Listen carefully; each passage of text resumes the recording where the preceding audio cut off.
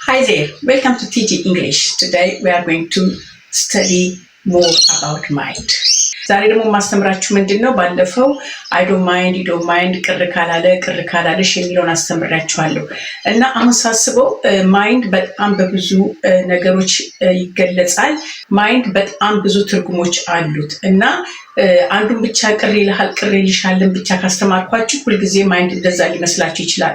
ሁልጊዜ እንደምላችሁ እኔ ማስተምራችሁ በተለያየ የእንግሊዘኛ እውቀትና ችሎታ ላይ ያላችሁ ስለሆናችሁ ስለዚህ ያቁታ ላይቁት ከመል አንዴ ባስተምራችሁ ቆንጆ ነው ብዬ ነው ዛሬ 15 የማይንድ ዩዜጅን አምጥቼላችኋለሁኝ። let's do it። የመጀመሪያው number 1 mind your own business. mind your own business shortly ሲነገር ደግሞ MYOB ማዮቢ ይሉታል። እዚህ እኔ ያለሁበት ሀገር ለምሳሌ ስራ ቦታ አንዳንድ ጊዜ አንዳንድ ሰው ዝም ብሎ በማይመለከተው ሲገባ ኦኬ ማዮቢ እንላለን ማለት ነው። mind your own business እሱ ማለት ምንድነው? ያለ ጉዳይ አትግባ፣ ጣልቃ አትግባ፣ አይመለከትም። it is not your business ማለት ነው። ባጭሩ በእንግሊዘኛ ስንተረጉመው ሚኒንጉ don't ask personal question or don't be nosy። nosy ማለት በአማርኛ ወይኔ ምንድነው አንተ የምታነፈንፈው እንደማለት፣ በእንግሊዘኛ ደግሞ nosy ይባላል። number 2 never mind። never mind ደግሞ ማለት don't worry about it ነው። በቃ ብዙ አትጨነቅ፣ it's okay never mind ቶ በቃ ግድ የለም አቶ እርሳው እንደምንለው ማለት ነው። እና ብዙ ጊዜ ይሄንን የምንጠቀምበት ለምሳሌ ባስ እንጠብቅ፣ ባስ ያመልጠናል ወይ ትሬን ያመልጠናል። oh my gosh we missed the train so don't worry never mind we're going to get the next one እንላለን ማለት ነው። ይሄ አንድ ሰው ቀለል ስናደርግ never mind ቶ በቃ አትጨናነቅ never mind ማለት እሱ ነው ማለት ነው። number 3 I don't mind ባለፈው አስተምራችኋለሁ። no I don't mind you can ask me no I don't mind እያልን ተምረናል። ቅር አይለኝም ቅር ይልሃል። ይሄኛው ደግሞ I don't mind ደግሞ ምንድነው? ይሄኛው I don't mind ደግሞ ምንድነው? በሌላ መልኩ ሲገለጽ እና I don't mind ስል either option is fine for me። ለምሳሌ ጓደኞቻችሁ ቤት ሄዳችሁ ግብዣ ሄዳችሁ ቡና ወይ ሻይ ስትባሉ do you like to coffee or tea? No, I don't mind. You can just give me whatever you have. እና ምንድነው ቡና ወይ ሻይ ስትባሉ በቃ ቤት ያፈራውን ስጠኝ። እዚህ ላይ ምንድነው እንድትጠነቀቁ ፈልገው I don't mind it doesn't mean I don't care. I don't care ብዙ ጊዜ ሩድ ነው። ምንም ትርጉሙ ምንም ችግር የለውም፣ ምንም አይጨቀኝም፣ ምንም አይደለም ማለት ቢሆን don't use I don't care instead of I don't mind ነው። ብዙ ጊዜ በስራ ማለምን ቤት በውጭም ከሰው ጋር ኮሚኒኬሽን ስታደርጉ I don't care ሳይሆን I don't mind ብትጠቀሙ more polite እና appropriate ነው ማለት ነው። ምንም ችግር የለውም። number 4 mindset ደግሞ ማለት አስተሳሰብ ነው። everybody has their own mindset። ለምሳሌ እኔ የራሴ mindset አለ እና አሁን እንዴት ነው የምንጠቀምበት ወር ለምሳሌ oh my gosh he's so harsh አለ okay what can you do? this is his mindset. oh he's gentle, he's so kind. yeah that's his mindset። ይሄ ማለት እንዳመጣጣችን እንደ ባክግራውንዳችን ማለት ነው። okay number 5 change your mind ደግሞ ሐሳብን ከቀየርክ ማለት ነው በቀላሉ if you change your mind እና በእንግሊዘኛው ዴፊኒሽን ምንድነው? to make a different decision to the original one. if you change your mind please let me know እንላለን ማለት ነው። number 6 the back of my mind ማለት something we are intended to do but we haven't done it። በአማርኛ ደግሞ ብገልጽላችሁ ምንድነው አይገርምም በቃ እኮ ወይኔ በልቤ እኮ አስቤዋለሁ ከሐሳቤ እኮ አልጠፋም ግን በቃ ዛሬ ነገ እያልኩኝ oh my gosh ላላችሁ እና ያ ምንድነው at the back of my mind አይገርምም ልቤ ውስጥ እኮ ነበር በቀላሉ። number 7 ደግሞ it never crossed my mind። ይሄ ደግሞ አላሰብኩበትም I never crossed my mind you know what? ለምሳሌ አንድ ነገር እንደዚህ ማድረግ አሰብ እንደዚህ መሆን አሰብ ሲባል you know why it never crossed my mind? Are you intend to be on the TikTok? Are you intend to be on YouTube? No it never crossed my mind። አስቤው ማሰብም አልፈልግም ማለት ነው። do you buy the lottery? No, it doesn't cross my mind. Never cross my mind. አስባችሁትም ከሆነ it was sometimes it crossed my mind, but I'm not sure. በዚህ ሁኔታ cross my mind ወይ never cross my mind እንጠቀማለን ማለት ነው። Number 8. Are you out of mind? ይሄ ደግሞ ምንድነው? አንድ ሰው ለምሳሌ በቃ ያደርጋል ይሰራል ብላችሁ ያላሰባችሁትን መጥቶ ሲነግራችሁ እንዲያረቁ እንዲሆነ What? Are you out of your mind? ያማል አብዳል አደረከው? No way. ወይ ደግሞ አንዳንድ ጊዜ የሆነ ሰው እንትን አልኩ እንደዚህ አልኩት እንዲነገርኩት እንደዚህ አልኳት Are you out of your mind? What are you thinking? I don't think so. You are thinking straight. እንላለን ማለት ነው። እና ይሄ ምንድነው ማለት ነው? አብደሃል ወይም አይምሮ ትክክል አይደለም ተነክተሃል ማለት ሳይሆን በቃ አንድ ሰው አንድ ነገር ፈልጎ ሲያደርግ ሌላው ሰው ደግሞ ኤግዛጀሬት አድርጎ ያንን ነገር ሲያጣጥል Are you out of your mind ይላል ማለት ነው። Number 9, make up your mind. That means make a decision and stay with your decision. Don't keep changing it. ይሄ አብዛኞቻችን የሴቶች ፕሮብሌም ነው። ምክንያቱም አሁን አንድ አስበን በኋላ እናስባለን። አሁን ደግሞ አስበን ምን ይሆናሉ? Please make up your mind and let me know what you made a decision. Let me see your final decision. Let me hear. I want to know your final decision. ለምሳሌ ከባሎቻችሁ ጋር እቃ ለመግዛት ሄዳችሁ ይሄንን ትላላችሁ እሱ ሊከፍል እዛኛው ጋር ሄድ ሲል እና ነው ኦሬዲ ያኛውን ትላላችሁ ይሄ ጥሩ ነው ይሄ እንደዚህ አለ ይሄ ቆሻሻ ይችላል ይሄ ቤት ያጠብም ምናምን እያለች ሴት ስታሯሩት Oh my gosh.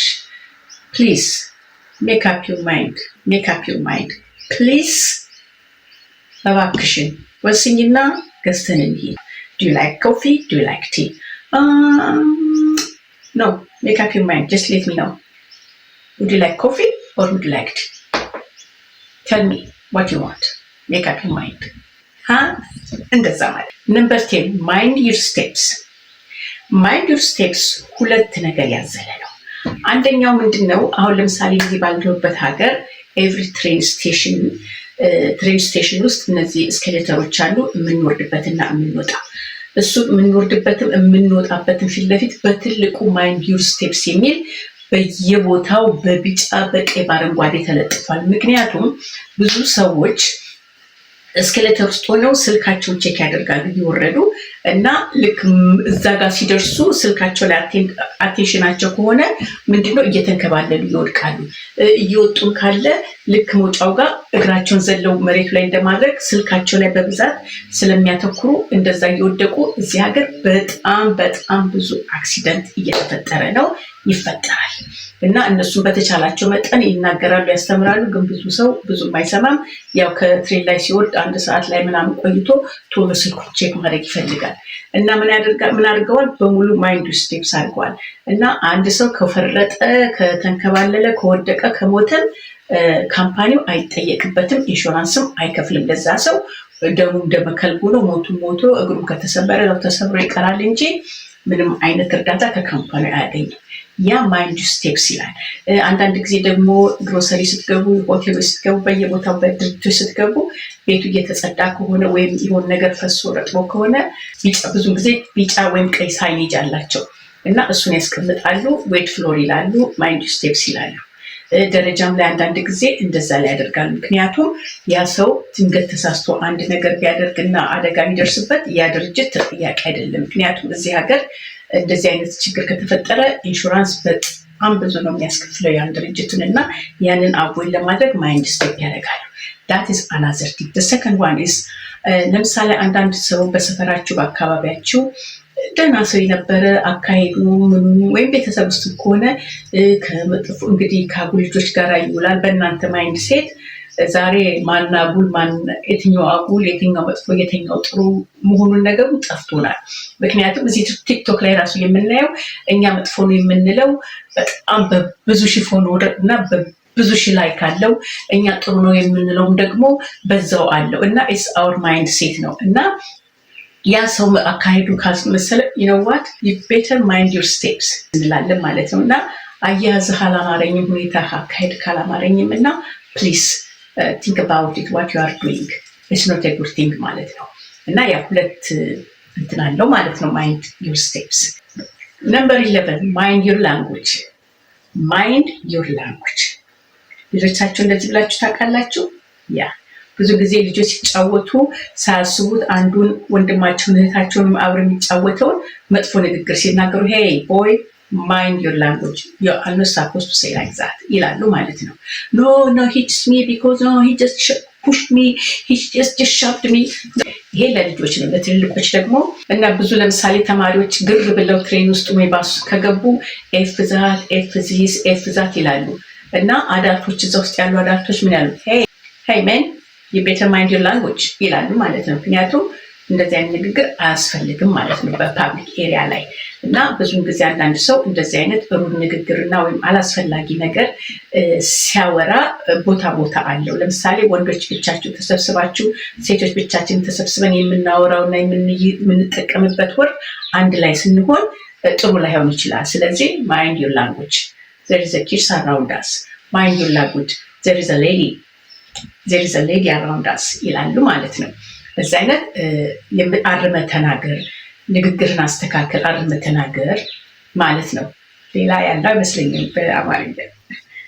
ወይም ደግሞ ምንድነው አትባልግ፣ አንተ ባለጌ እንደዚህ አይባልም።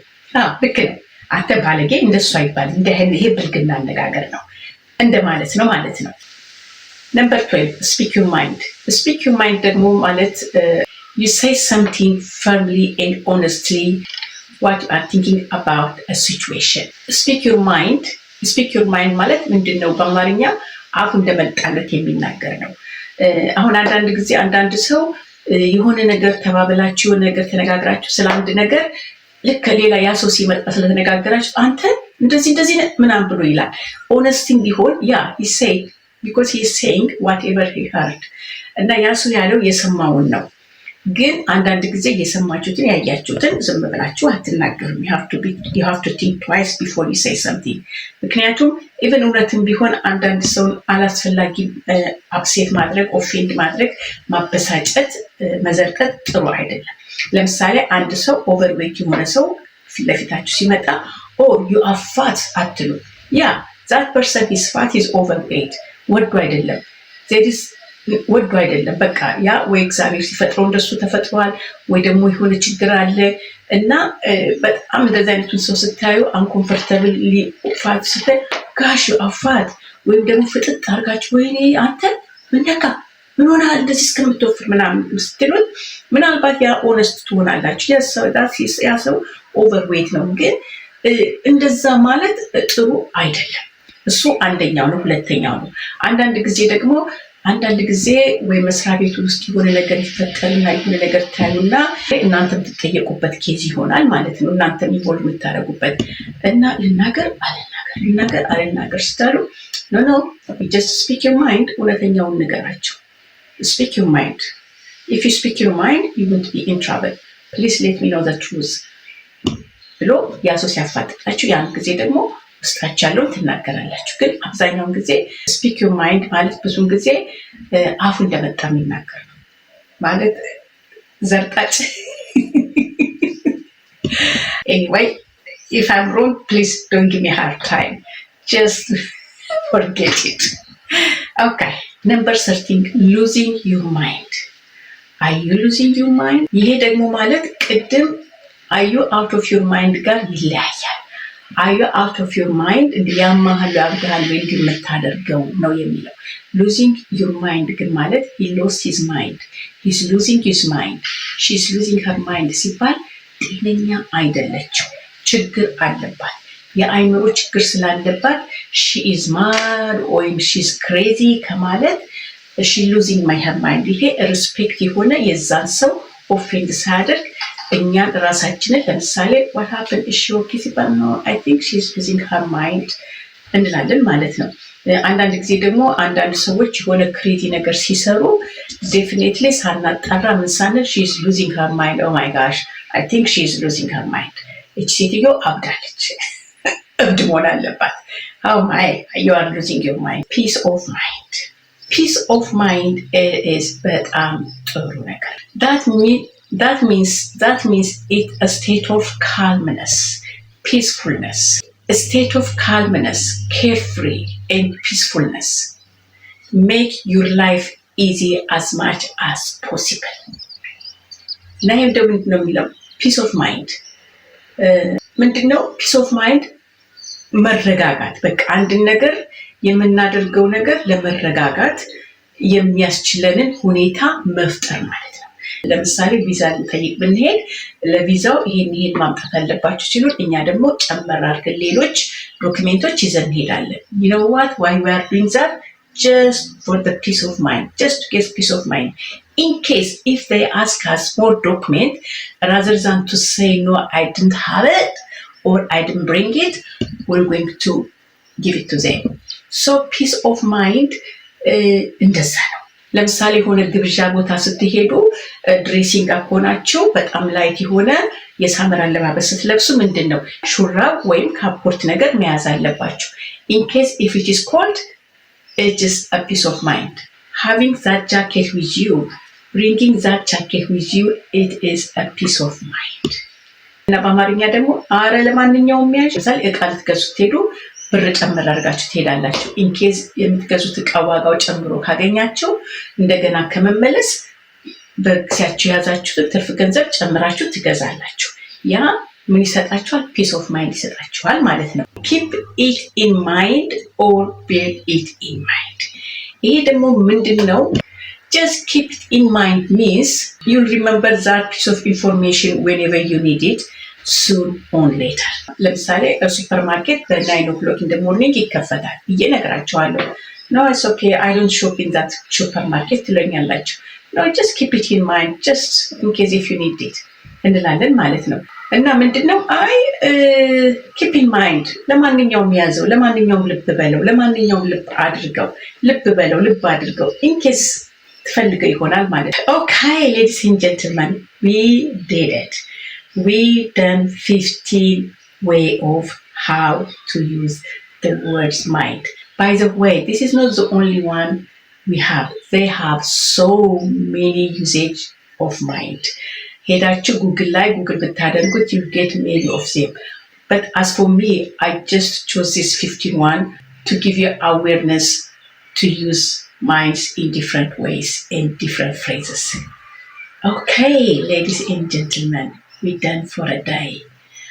Thank you for watching. Until I see you with another exciting, amazing class, have a nice day. See you soon.